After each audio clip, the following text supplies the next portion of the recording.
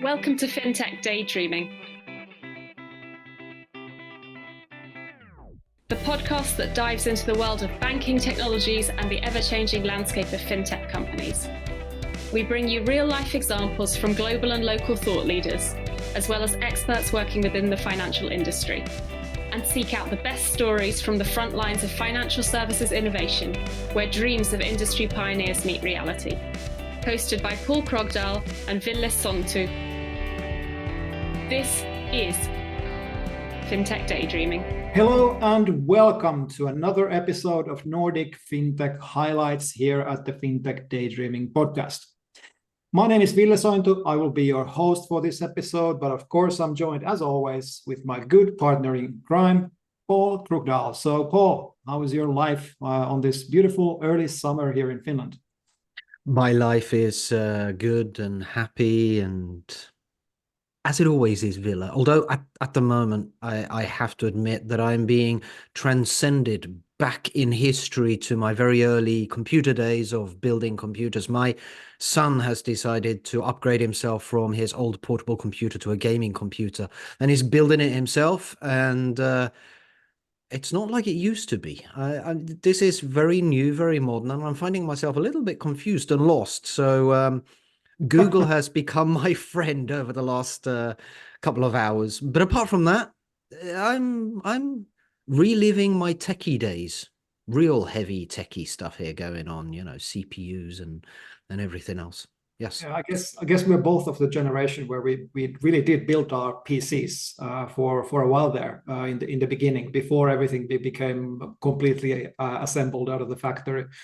Buying all the chips ourselves, buying all doing all the driver installations, everything was kind of very, very hands-on. And it's funny that you're back to your youth days in that sense, because again, I think I haven't done that in 25 years.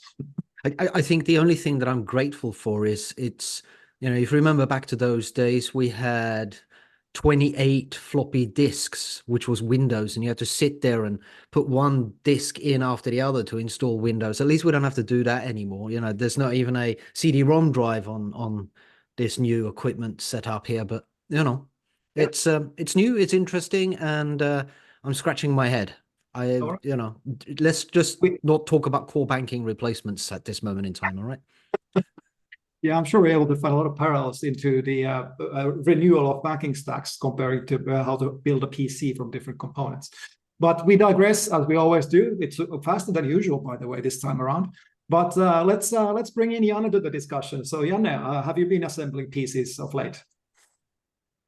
Not recently. I actually did that at my previous job some 10-15 years ago quite much.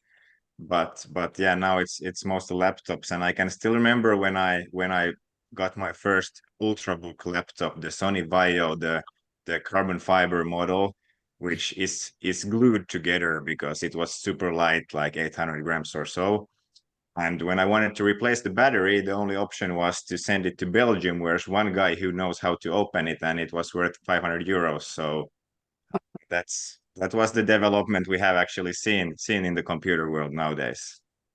Yes, indeed. Especially after Apple decided to embed everything and stop any kind of configuration on their hardware. I think that's been the trend ever since. Now we have the exact same thing in electric cars. But now we're truly digressing. So let's get back on the track of talking about our favorite topic in the world, of course, which is the world of banking and fintech. Janne, I mean, I guess it's busy times for you now, preparing for the Nordic Fintech Summit. Yeah, for sure. Fintech Summit is coming next week. So so far so good. Nothing too chaotic, but really looking forward for a great event and also seeing you on stage as well. Indeed. I got pulled into. I think I was supposed to be in a couple of sessions, but I ended up just being on one panel discussion. And I just got the information who I will be facing in that panel, and it's going to be fireworks. Yeah, your favorite topic and companies. Indeed. Was it CoinMotion and Bitpanda, right? That is right. So I will be short-handed on the stage. defending the honor of us a little bit more objective, perhaps, towards the crypto world. But yeah, I think it should be fun. I'm looking forward to it. And you'll be flying the Fintech Daydreaming flag at the same time, right? Yeah, I guess I need to do the Fintech Daydreaming T-shirt at least, just to kind of make sure that we remain visible. Because Paul, I believe you're not joining us this time around. Unfortunately not. No, I couldn't manage to get agendas and various conferences to align. I'm going to be in Stockholm at the Dagens Industri banking event where I will be presenting. So maybe I need to wear a Fintech Daydreaming t-shirt there as well to make sure that we're flying the flag in as many places as possible. Exactly. It's a divide and conquer. I guess that's the theme of that day, especially when I'm in Finland and you're in Sweden, both representing the podcast, of course, and our employers. But Janne, on to the topic of the day, which is the fintech news of last month. But before we get there, are you seeing any type of new theme emerging into the Nordic Fintech Summit? We've been having a few discussions earlier about how we saw some clear, themes previous couple of years. But do you already see now before the event what is the number one topic of this year in the summit? Hard to define necessarily like a number one topic. I think there's multiple attack vectors to the industry. Of course, we have the payment track, talking about open banking payments, of course. Then in the digital banking field, we have, of course, a look at how the neobanks are doing, what the big techs are doing. But then, of course, digital euro, a big thing in the future, not necessarily now the hot topic, but it's something that we will touch upon. And then also, of course, the FIDA regulation. So a little bit of everything, and definitely I think that's an event what you don't want to miss, because there's so much going on in the industry and so many things you have to kind of keep up with. So, dear listeners, if you don't get to meet us at the Nordic Fintech Summit in May, we will do a debriefing episode of that soon after. So we'll get the highlights and we can decide what was the number one theme, aside of karaoke, of course, which is a good theme every year in this event. I can tell you that. Absolutely. Good. But onwards. So Janne, it's been a busy April. I saw the list of news that in your newsletter, and it's been lots of interesting things happening. But overall, how did you see from your perspective April? How was it compared to the other months? It was actually awesome, because what is trending is fintech funding. We are back. All right. So generally, it's been quite a long and dry season in terms of fintech investments, but now it was the best month euro-wise in nearly 2 years. So wow. There we started to see the amount of funding rounds is quite the same, but the size of the rounds is kind of back what it was used to be in the old good days. Denmark leading the way. So Ageras, the financial software house, they raised 82 million euros. FlatPay from Denmark as well, 45 million euros, and then the neobank Lunar, 24 million euros, and then a bunch of other rounds, quite good size, from 1 to 15 million euros. So very busy month in that way, and we'll definitely hope that this is going to last. That it's not only a one month miracle. With the funding rounds, you sometimes find, if you look historically back, that a lot of the funding seems to be focused around a specific trend or a specific technology. Are you seeing that again now, Janne? As the fundings are starting to come up again, is it a focus on AI capabilities or payments or neobanks or something else? Clearly, the neobank trend was a couple of years ago. So there was a bigger buzz on the consumer side, especially. Now that has mostly that's where we have seen the most dramatic decrease. What is now kind of ongoing is the open banking side. Of course, the account aggregation platforms like Tink, they used to get a shitload of funding. back in the days. Now it's been a bit more smaller rounds, but on the open banking payment platforms. RegTech also has been on quite stable area. And yeah, now Agaras, that's mostly financial software for so B2B stuff. But I would say that B2C has probably gone down the most if you look at the 5-year trend or so. So I know we didn't discuss this question before, so it's okay if you don't have an answer, but let me ask it anyway. The fintechs that did get funding in April with this, well, again, higher rounds than we've seen before in the last year or two, the ones that did get the funding now, I mean, are they focused only on the Nordic markets for what they do, or are they global? Is there some kind of a common theme in the kind of addressable market that they're trying to face?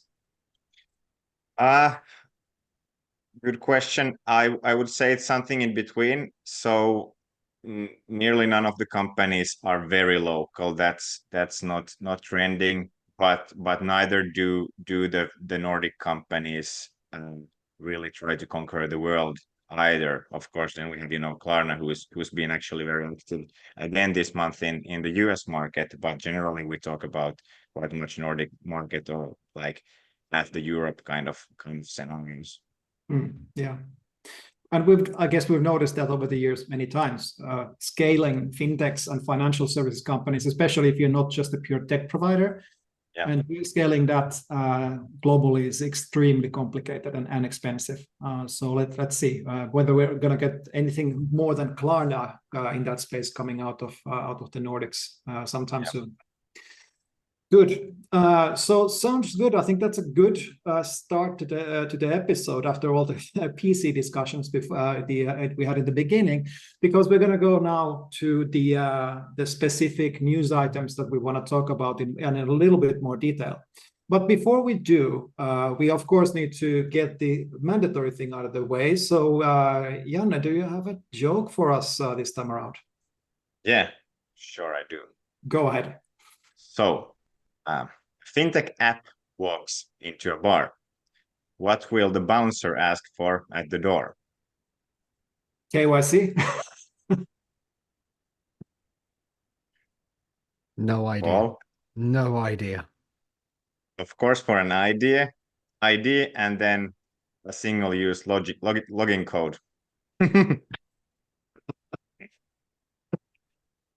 Yeah. I know those clubs that ask for passwords. Okay, good.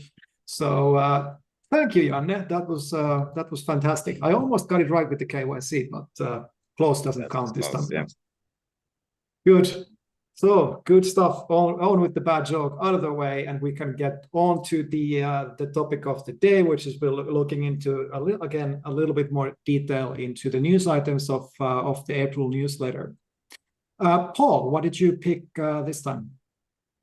I have to admit, a little bit like you said, Ville, there was an awful lot of interesting stuff in the newsletter this month. A lot has happened over the last 4 weeks or so.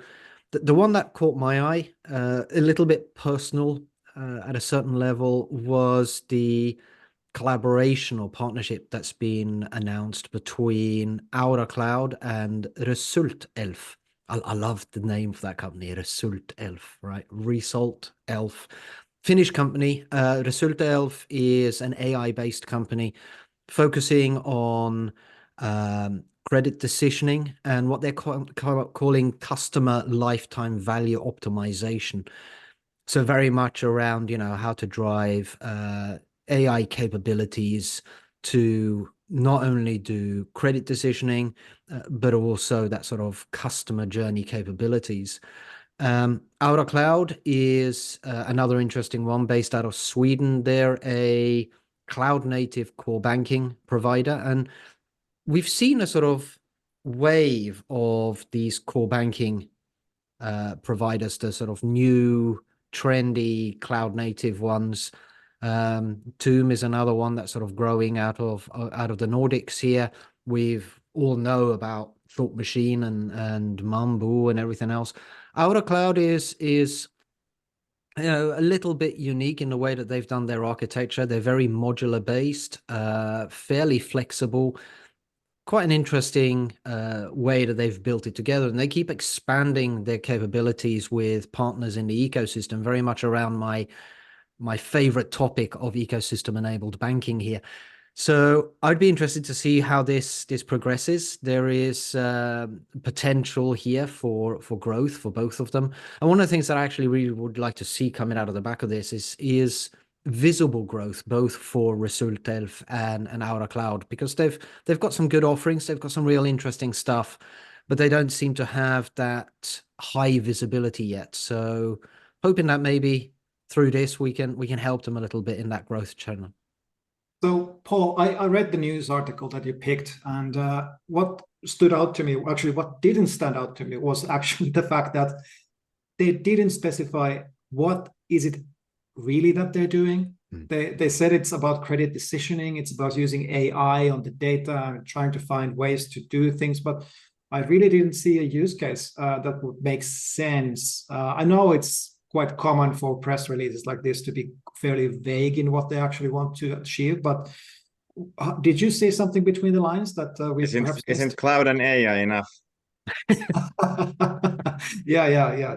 That's another point. But again, Paul, did you read anything between the lines? Did you see something in the tea leaves?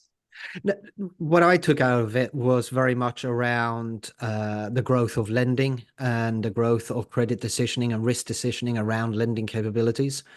I think a lot of the core banking platform providers like Aura Cloud are trying to find niche positions to differentiate themselves from each other. It's very difficult to differentiate yourself by saying, we're a core banking platform provider, we're cloud native, we do a ledger, it's difficult, and you need to find something that makes you unique compared to everybody else. We had was it Mambu who kept going around talking about composable banking as a good example. So I think from this partnership, it potentially helps Aura Cloud to position themselves slightly differently from the competition. They are quite strong in the lending space. So seeing them continuing in that journey, talking more around, credit decisioning, credit capabilities, and how to help consumers. And we have to be careful here now. Remember, it's the consumers of the bank that's using this technology to deliver capabilities in their journeys when it comes to financial literacy and financial capabilities, etc. Did I see a golden nugget? No, but I think in a lot of these announcements, when we're talking about partnerships and the growth of ecosystems, very rarely do we see something that really comes and smacks you around the face. You see growth of organizations coming together to deliver new value. So my take. Yeah, I think you're spot on, and we will definitely keep on following this story. So we actually might see something in the future on those actual tangible use cases. But what did you think, Janne? Was this one of the highlights for you in this month's newsletter? Well, yeah, it's definitely an interesting start. So it's interesting to follow and see where it leads. I know ResultElf, as a Finnish company, they have actually been one of the fastest growing early stage fintechs in this country, because they established just a couple of years ago, and now they're also already making some real revenue, and also I guess Aura Cloud is fairly new company, but they have already some real customers. So they have really managed to establish themselves. They're both young and flexible, and I think this is kind of a potential collaboration where you can create put the AI credit decisioning natively to a cloud software. I don't know if it's possible to sell it to tier one banks, but obviously there are a lot of different kind of lenders, and if they find the sweet spot, so there's a lot of potential in this one for sure. I think we've seen the term AI for credit decisions been around ever since we started talking about peer-to-peer lending platforms, so this non-conventional lending capabilities in the fintech space.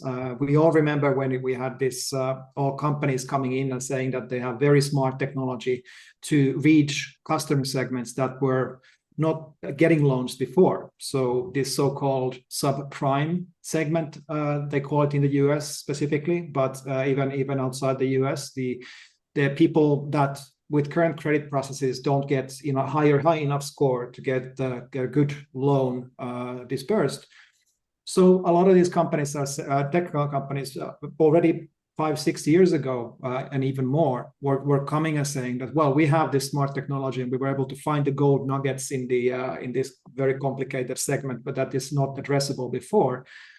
But over the years, we saw practically all of those promises failing to deliver, and a lot of these companies fell back to very traditional lending models. Even the US fintech companies that became a bank. Now the name escapes me.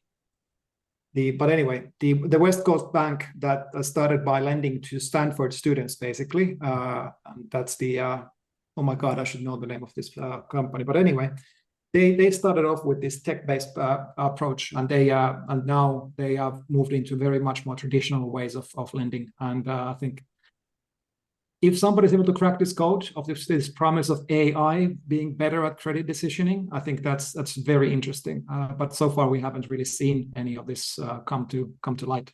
Yes, Paul. I think there's a different dynamic in play here as well, which is one that I think you and I have. Actually, I shouldn't say I think. I know we've discussed in the past as well, and that is when the promise of technology gets overinflated.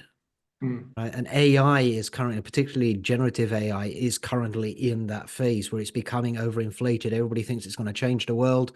The banks are saying, hang on a minute, let's slow down a little bit here. We don't necessarily want to bring in these technologies that are going to detrimentally hurt us, either from a brand perspective or a regulatory perspective or anything in between that.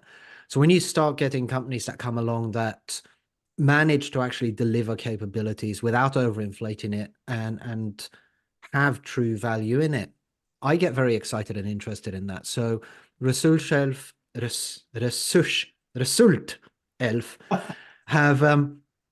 have managed to sort of take that journey in a sensible approach, and it'll be good to see that continue. So, don't overinflate it, don't overpromise. I think in credit decisioning, it's a good area to be using AI, but using it responsibly. Yes. And making sure that you can actually, demonstrate the results, how you got them and how the AI has been working, no black boxes. Yeah, and now I can redeem myself because I remember the name of the company. It was SoFi, of course. So SoFi Bank, currently a bank in the US, has been started this with a very modern way of doing things, but now moved into more classic ways of doing things. I also want to add that this new customer segment is actually not that much about the AI or fancy technology. It's really about identifying new data sets that act as indicators, and that's actually quite hands down to the dirt type of work. So it's nothing fancy. You just identify these patterns, and then you make credit decisions based on those. So we've seen this in Africa, for example, using telco data for lending new lending capabilities. So I think those nuggets are there, but it's not enough to just say we have now AI, so the world is going to be better. But good, time is flying. Let's move on to the next story. So Janne, what did you have in mind for us today? Yes, so I'm covering some banking news. Actually, as a side note, there was a crazy busy month also in terms of banking industry. So there were a lot of different transactions. Nordiska acquired the Swedish neobank Rocker. Ikano actually bought a loan portfolio from Nordnet. Sparebank in Norway, they bought a stake in Credinor, and then Alisa, the Finnish digital bank, they merged with the Finnish fintech lending company Puro Finance. But what else did Alisa Bank do? So they launched a partnership with the accounting technology company Accountor. So Accountor has had this service called Accountor Account A Plus, which they actually launched their own payment card last year.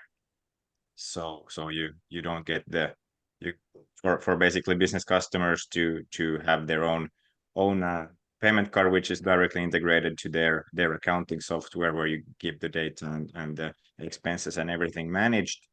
And now they also started a partnership where through APIs they're linked to the actual bank account, which is provided by Alisa Bank.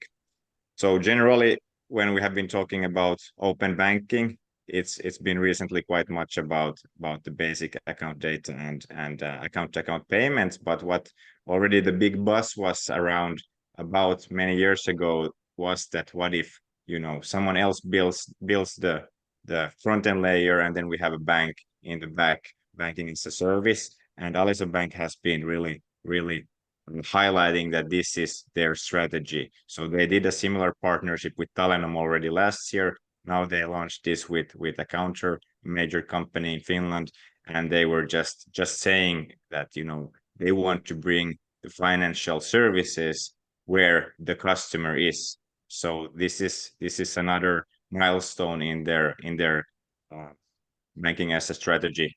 Banking as a service strategy, which they have been highlighting. So it's really interesting to see what will come out of this, because they are clearly doing what maybe quite many others are possibly thinking about, but they are quite a young and flexible bank, and they're clearly going this path. So very interesting to see what will come out of it. Indeed, banking where your customer is sounds very familiar. And when I actually read the piece of news, I found a lot of very familiar components in there. So either they have been listening to us, or maybe that we just think alike by accident.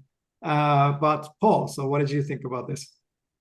I just like you said, very excited about all of this for multiple reasons. I mean, we're now starting to see a growth of open banking, open finance, embedded finance, all of these things that we've been talking about for a long time. I'm starting to sense that even now in the Nordics, we are starting to witness the platformification of the banking industry. It's moving still relatively slowly compared to potentially other parts of the world, but we're going to start now having these discussions where the fintechs, the neobanks, the braver players in the banking industry in the Nordics are starting to push boundaries. And the traditional banks have been sitting for a long time saying it's not going to happen. We're not worried. We are still going to be dominant. And, Ville, I talked about this earlier this year, where I said, how much will it really take for Airpassi to become dominant? What more do they really need to put into their app to become much more than just a digital wallet? And we're starting to see these little nuggets. So I think this is super interesting. It's super excited. And personally, it demonstrates to me that I've been right for so long, as I've been saying that the future of banking will be dominated by platforms. And I will continue saying that, because I truly believe it, and we're starting to see the signs of it. So yes, keep going. Like I told you, I'm sure they're listening to the podcast because they took a lot of cues from from us. But perhaps it's maybe more than that. It's actually just a sign that this is now starting to materialize more than anything else. And my key takeaway is, well, first of all, a small thing. In essence, they were talking about embedded finance in the same way as we've been talking about embedded finance in this podcast many times. It's basically about placing banking services in the workflows of your customers' services, where you don't necessarily control the whole user journey as a bank, but you're just having a small bit to deliver the thing that you need to deliver in order to complement the larger flow of things, in this case, Accountor. That is the definition of embedded finance as we know it. But Alisa Bank didn't mention the words embedded finance, not even one time in this press release or the news article or the way they communicate about this. I don't know whether that's intentional. Is the same reason that Apple never talks about the metaverse? They only talk about spatial computing. I don't know. But I think it was worth noting at least. Second point, I love that what Alisa Bank is doing here in terms of the finding these cases, especially in the B2B space, because I think the B2B, business to business transactions, that is where we will see the first real implementations of embedded finance coming to fruition. And I think what we're seeing here in the public from Alisa Bank is a good indication that might indeed be the near future of embedded finance. Great. Anything to add to that story before we move on? Nope, nothing from me. I just want to see more of that sort of stuff in the Nordics. Exactly. Yeah, exactly. It's actually quite interesting when we're organizing an event. We're thinking about, okay, who are the banks in the Nordics that are further or the farthest away with embedded finance. And we've had SEBX as a customer, as a guest here in the podcast. Yeah. But beyond them, it's actually not a very long list. So I'm happy to see new players coming to this market, or this Nordic market on the embedded finance space, of course. Yeah, and I think it was Christopher Malmer who said that bring financial services wherever it's needed. But I don't know, maybe he learned it from you or. Yeah, I think so for the record, the first time I said that was in the Finovate conference a little bit over 2 years ago, I think, just after the pandemic anyway. So yeah, that's where I've said it for the first time in public, at least. So you figure out who said what first. Good. I might actually, it was Brett King in one of his early banking 3.0 or 2.0 or something books, where he talked about bringing banking to the consumer. All right. So we'll leave it there. Dear listeners, if you have more stories on who said what first, please leave it in the comments and send us an email. We'll sure to mention those in the upcoming podcasts. Great. But on to the final story of this episode, which was the one that I picked. And I had to pick it because I've been following this journey for a very long time. And that was from OP Bank.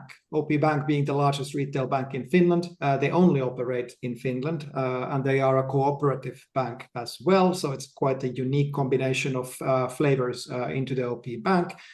But they launched a wallet application called Pivo Wallet, and that's a kind of word for pocket in Finnish, if you will.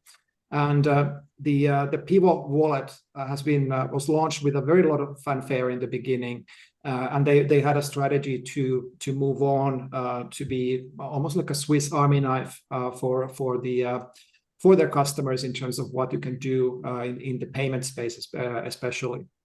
Now the news that we have today is that the OP has decided to shut down the Pivo Wallet application, and it will shut down finally in September of this year, so 2024. And they are now ramping down the user base, so to say. As far as I was able to tell, they are taking these certain critical features of the Pivo Wallet and embedding them into their own OP mobile application, so their standard mobile banking application.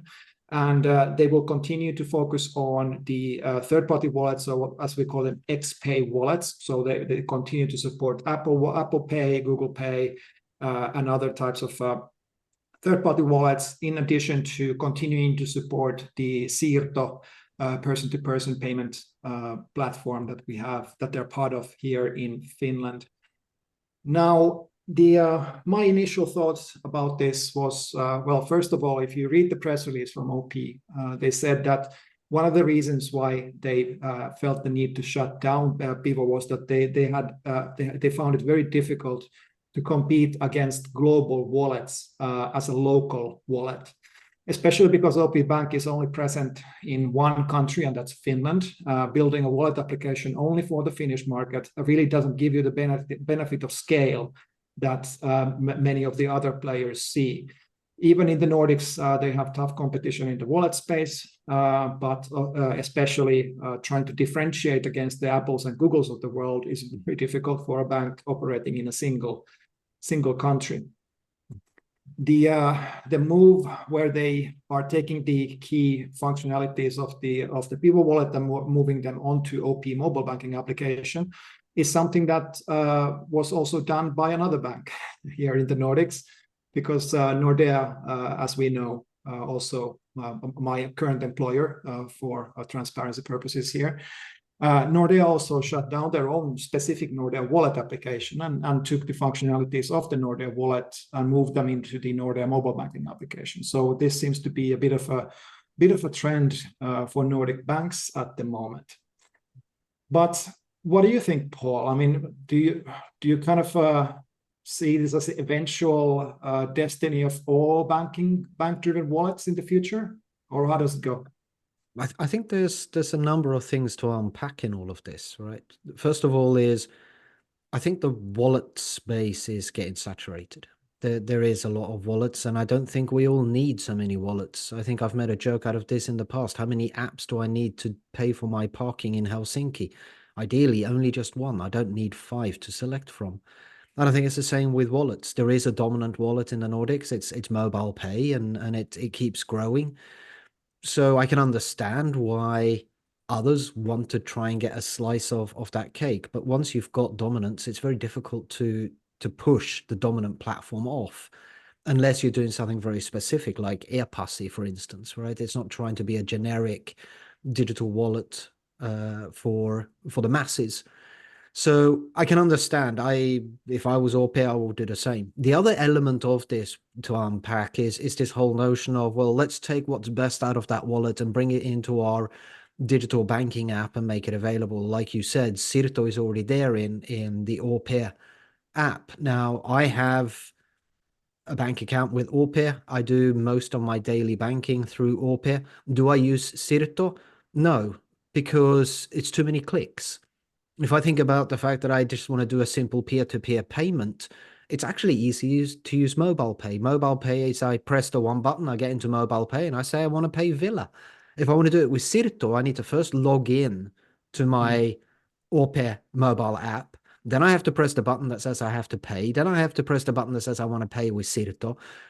If I was using mobile pay, I already would have paid you. I'm still trying to get all the way down through the menus to pay you.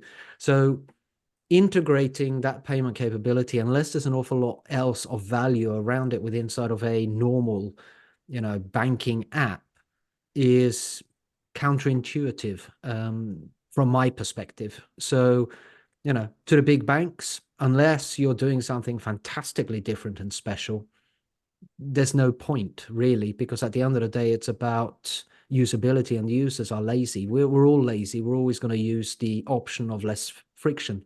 And that happens at the moment to be mobile pay, right? I think the only ones that maybe are playing around on this and succeeded a little bit is Revolut. But even there, why would I want to go 5 levels down in a menu in the Revolut app to do something when, again, I can do it very simply, pay with Apple Pay or whatever the case may be, right?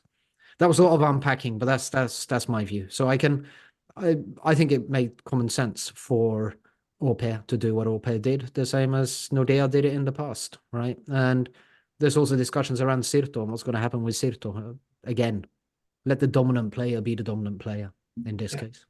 We talked about Sirto's new strategy a few episodes back, actually, and I think if you want to go back and listen to that, let's see how that plays out. So they are renewing their strategy for Sirto, becoming more of an e-invoice type of a play, but we'll see how that goes. We haven't heard much news from that direction as of late.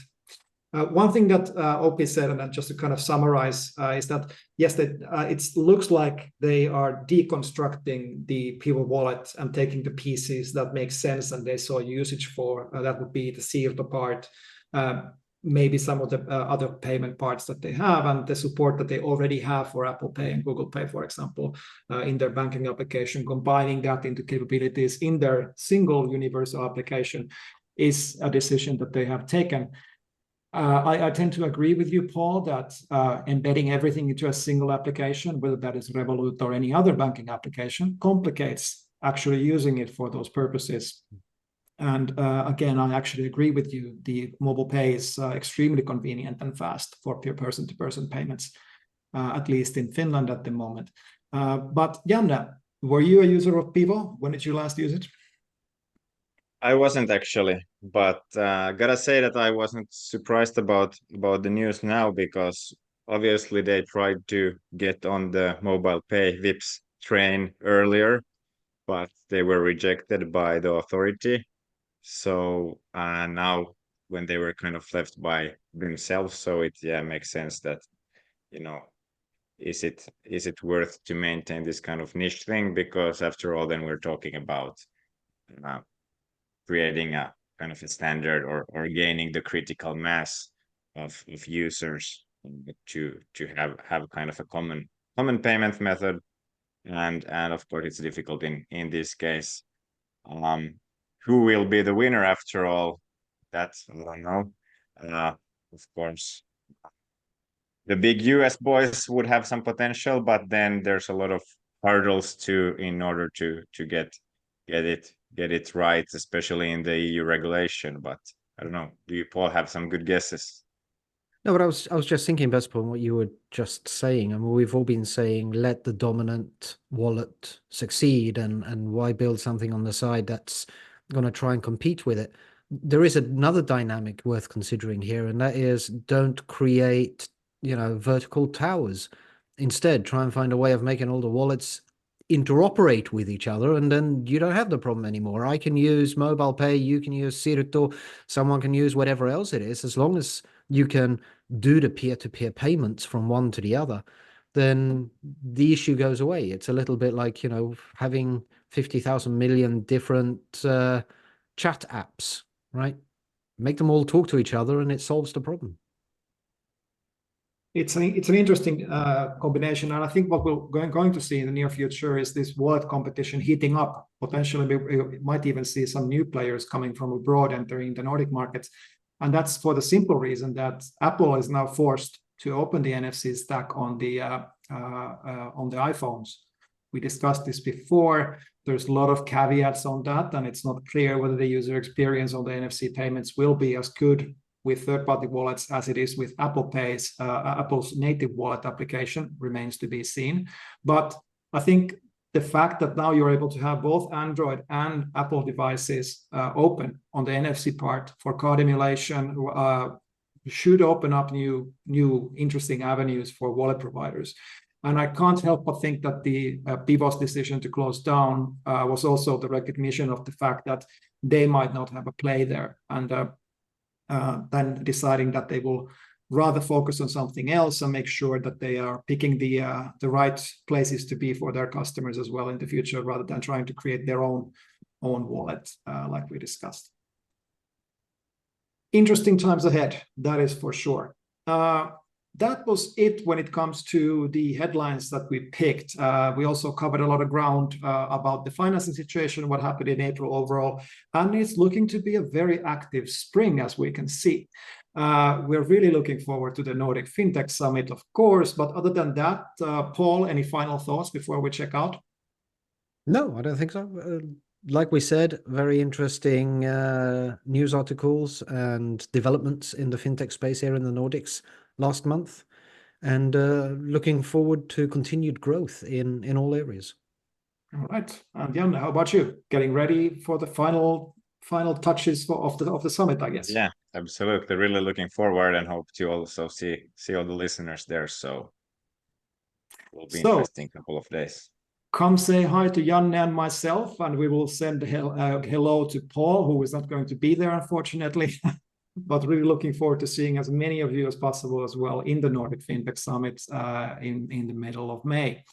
So great. That's been the episode for today. Thank you for joining us. As usual, follow us on all the socials, hit subscribe, hit like, recommend us to a friend or a colleague that might enjoy listening to us rambling on about fintech and all the good stuff. And you will help us grow and continue this public service that we provide for the fintech community globally, even though we talk from a Nordic perspective quite often. So that being said, thank you for listening again. See you next time. And this has been Fintech Daydreaming. This is Fintech Daydreaming.